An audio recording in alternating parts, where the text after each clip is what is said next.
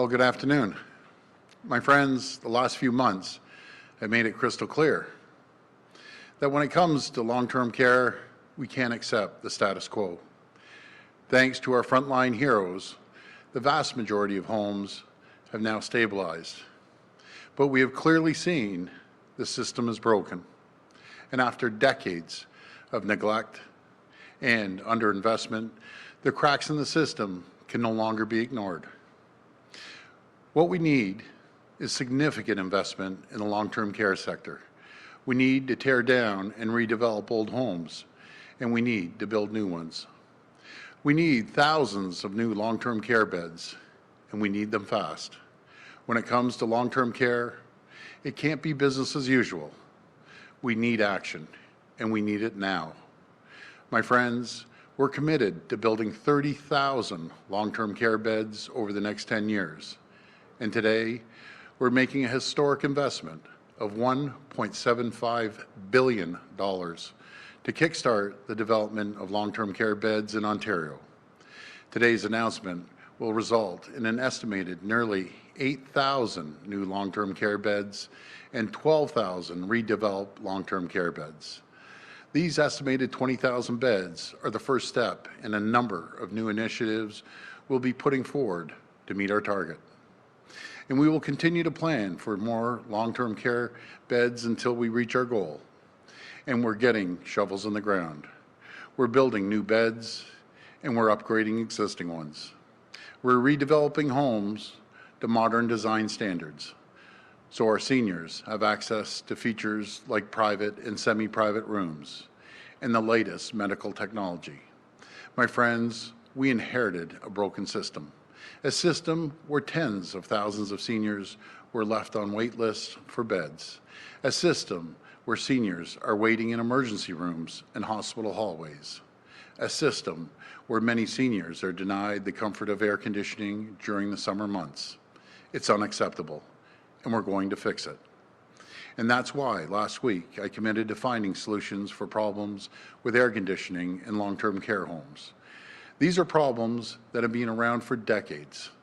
We've begun work on regulations to mandate cooling in existing long-term care homes, and today I can announce that working with the long-term care sector, our government will dedicate the funding necessary to ensure long-term care homes in need have working air conditioning. This is something that should have been done many years ago, and with thousands of new and redeveloped beds on the way, we're going to mandate air conditioning for all new long-term care projects and redevelopments. I am 100% committed to seeing this through. No longer will the seniors and the staff in our long-term care homes have to suffer through the summer heat. And this important work will take place in every corner of the province, from Windsor to Ottawa, from Kenora to Niagara, and everywhere in between. No matter where you live, you and your loved ones should have access to top-notch long-term care. My friends, together we will build a better system because our seniors deserve nothing less. They deserve a place that feels like home, a place that is safe and comfortable. Thank you, and God bless the people of Ontario. Now I'll pass it over to Minister Fullerton. Thank you, Premier. COVID-19 has created unprecedented challenges in many long-term care homes globally and in Ontario. There are roughly 24,000 beds in Ontario's long-term care system that meet design standards from 1972. We can and must do better. After many years of neglect by previous governments, our government is taking swift action to improve long-term care. Today, we are announcing our new modernized funding model that will break down long-standing barriers and accelerate the construction of urgently needed long-term care projects across Ontario. From 2011 to 2018, only 611 beds were built. That's less than one new bed for every home in the province at a time when the aging population was increasing steadily. This was due largely because the current one-size-fits-all approach to funding long-term care development does not account for regional differences and barriers to development, including land, construction, and development charges. Our new funding model will encourage new beds to be built faster and upgrade existing homes to meet high-quality design standards with features like air conditioning and private or semi-private rooms. Our plan will create 4 new regional categories that includes large urban, mid-size, and rural. We will increase the province's construction funding subsidy tailored to each of the 4 categories, enabling us to address the needs of different communities. We will also provide development grants between 10% and 17%, depending on regional category, to cover upfront costs like development charges, land, and other construction expenses. Our government will also increase funding to incentivize the construction of basic accommodation beds and continue top-ups for small and medium-sized homes. Through this new approach, we fully expect that several thousand new and redeveloped beds will be built and in use in 2022. I'd also like to provide an update about visiting your loved ones in long-term care. I know that this has been incredibly difficult for many, including loved ones, essential caregivers, and families. Effective immediately, up to 2 people at a time can now visit a loved one in long-term care during an outdoor visit. Those visitors will no longer be required to take a COVID-19 test. Starting on July 22nd, indoor visits for 2 at a time can resume, and the previous verbal attestation of a negative COVID test will apply for indoor visits. We must continue to be vigilant when visiting our loved ones in long-term care. If you're feeling unwell, please stay home. Our government will always work to support our vulnerable populations. And by taking immediate steps to get shovels in the ground faster and get seniors into modern, comfortable homes sooner, we will ensure that they get the quality of care that they deserve. Thank you.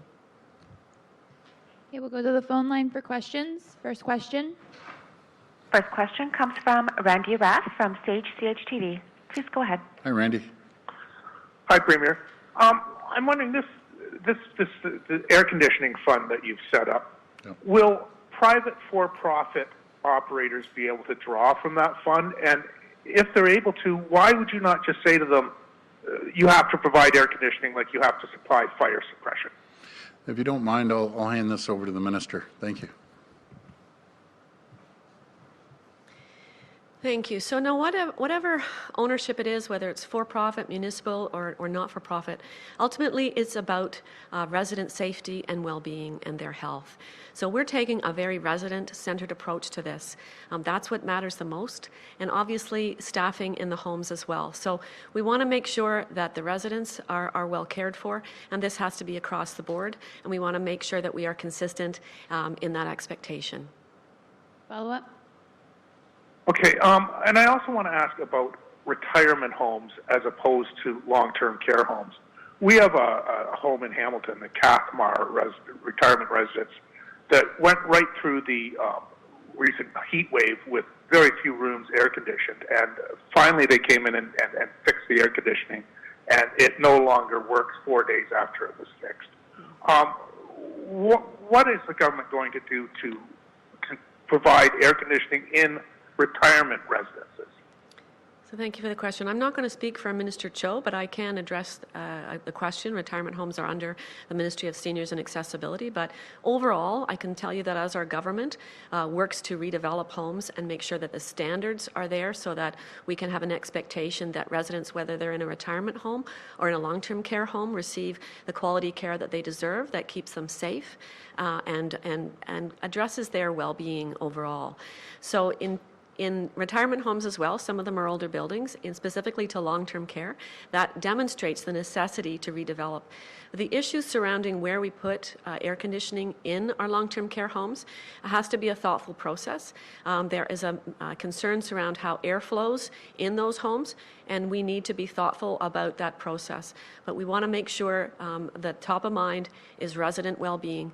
And as you heard the Premier say in his remarks, it's been decades that this whole sector has been neglected, and it's our government that is putting the dollars behind the redevelopment and putting residents at the center. That is the most important part. Next question. Next question comes from Tina Yazdani from City News. Please go ahead. Hello. So I wanted to ask what the government's plan is if in a few weeks from now the loosened restrictions on visiting result in further outbreaks at long-term care homes, and what kind of feedback have you heard from the operators of the homes about how difficult it might be to enforce the new rules? Well, before I pass it to the minister, just speaking to a lot of these families that have people that are in long-term care homes, it's heartbreaking to hear their stories. They just want to see their loved ones, but we have to do it safely and put the proper protocols in and make sure that all the guidelines are followed. But I'll pass it over to the minister. Thank you. So thanks for the question. So we've been working with the sector to understand how they can roll out the increased essential visitors, essential caregivers plans. We recognize the importance that friends and family members have in the well-being of the residents of long-term care.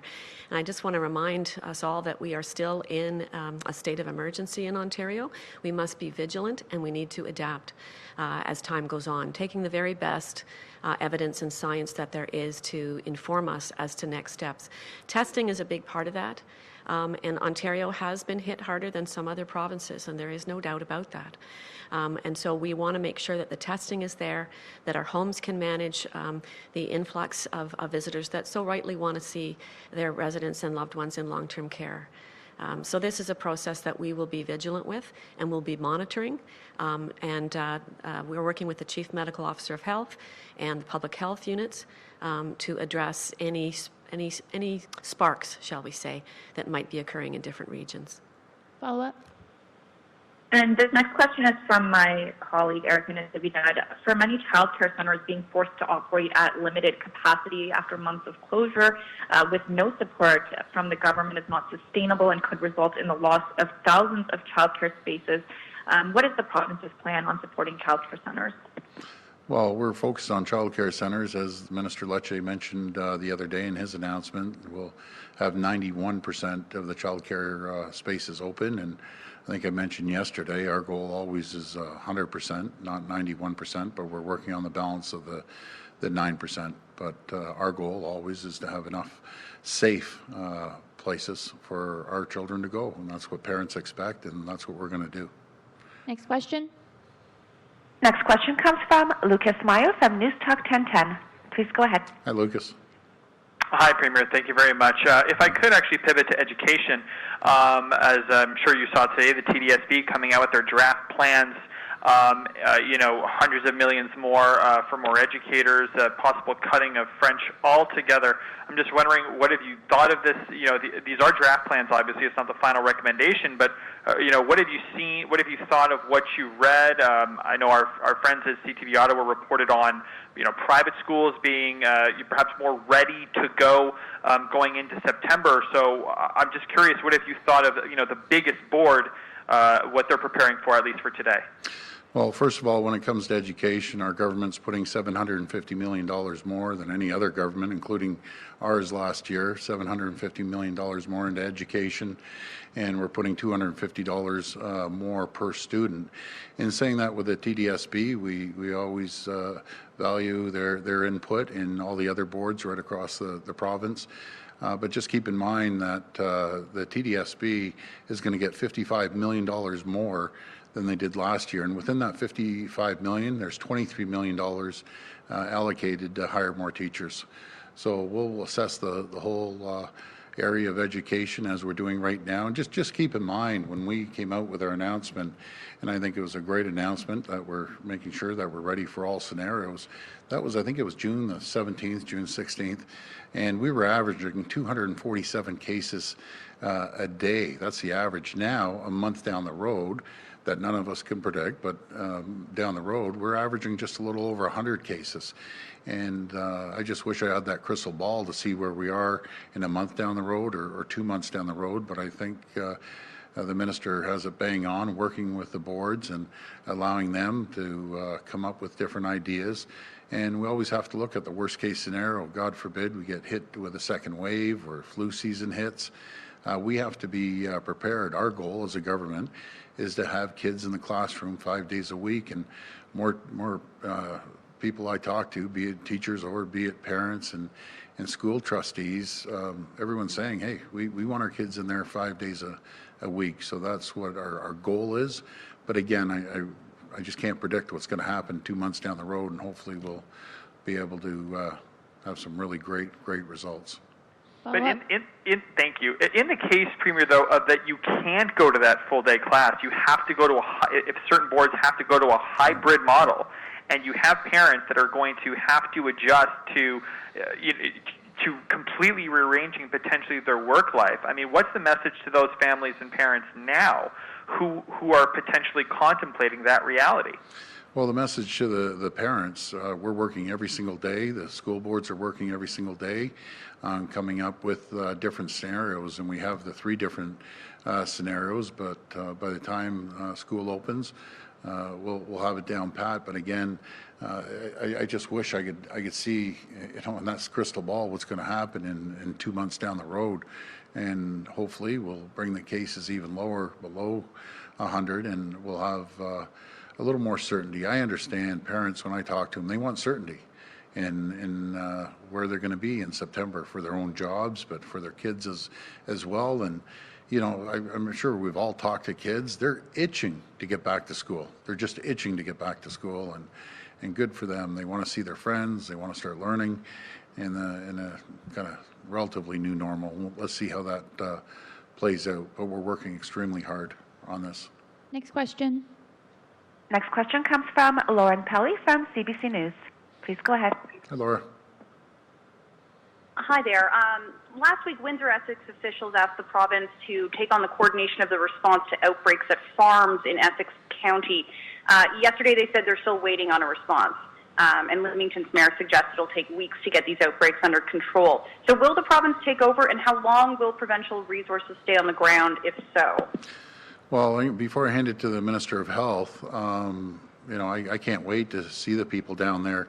Tomorrow I'm in constant communication with folks down there, be it the Mayor Santos or Mayor McDonald. Can't wait to see both of them tomorrow and actually talk to the people. And I'm going to be visiting a couple of farms there tomorrow and hear it firsthand. And I've talked to the farmers as well, literally on a daily basis, and OMAFRA. But I want to see firsthand, so I'm going to be down there tomorrow. I can't wait to see the people down in the Essex, Windsor area. Then I'll be going down again. I'll go down there as many times as it takes to make sure that we have a secure environment for the workers and the farmers and the people that live and work in that region. I'll pass it over to the Minister. Well, provincially, we have been coordinating efforts in the Windsor-Essex area. Dr. Heyer has been coordinating that. We've been working with a local Chief Officer of Public Health in Windsor-Essex, along with Public Health Ontario, with Ontario Health, and with teams that we've been sending in there. We did have an assessment center opened up in Leamington. We didn't see the volumes of people coming there, so we've set up teams that can go from farm to farm. We've had a number of teams there. We've also worked with Red Cross, and we've also worked with the federal government as well, who've been providing the quarantine association for some people, some of the workers who have tested positive and need to be self-quarantining for 14 days and receiving medical attention. Red Cross has been helping with food delivery, and right now Agriculture and Rural Affairs Ministry is still coordinating the approach, which is proving to be very effective. We're still testing large numbers of people, and we are not seeing the numbers of total positives that we saw several weeks ago, but the testing is still continuing. Follow-up? We're hearing about people going on social media posting that they've made what they're calling mask exemption cards. They're fake, and they're using them to wear them in places where masks are now required by law. Some of them are using the Canadian Red Cross symbol. This is probably just for Minister Elliott again. I mean, what is your take on that? Do you think there needs to be stronger laws in place, perhaps from a provincial level, to make sure people aren't flouting the rules in this way? Yeah, I heard about that, and I first of all, I want to thank the Red Cross. What a great organization, and it's unfortunate that people are using their logos, and I understand they're going to possibly be taking action. But this isn't the time to put fraudulent cards to get away and be able to go into the store. To be responsible.